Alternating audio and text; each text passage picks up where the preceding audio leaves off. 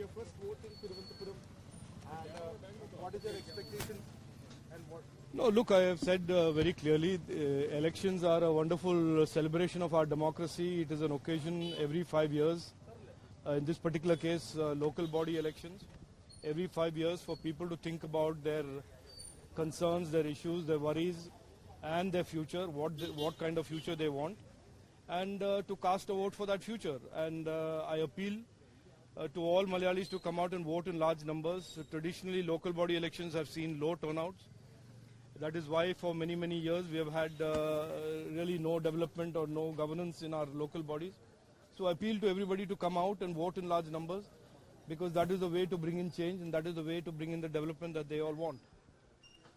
Do you think the media's attention this time was not on the local body because of so many other issues, the sleaze of an MLA? No, look, this is a standard operating procedure for many political parties to try and divert the attention of the people before the elections from the real issues.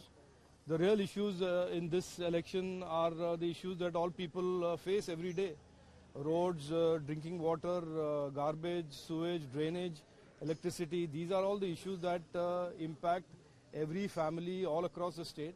And these are the real issues. People have given opportunities to the LDF and the UDF many, many times in the past. And elections are a time to gauge their report card. Have they delivered or have they not? And if people think they have delivered, they should vote for them. If people think they want change, they should give us an opportunity. And that is really what these elections are about.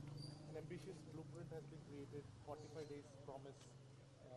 No, look, we have absolutely no doubt if people choose to give us an opportunity, which I hope they will, we will certainly reverse the many, many decades of malgovernance and corruption and no development. We will certainly reverse that. That is what Narendra Modi ji did in India in 2014. And that is certainly our ambition and our aim to do if people give us an opportunity here in Kerala.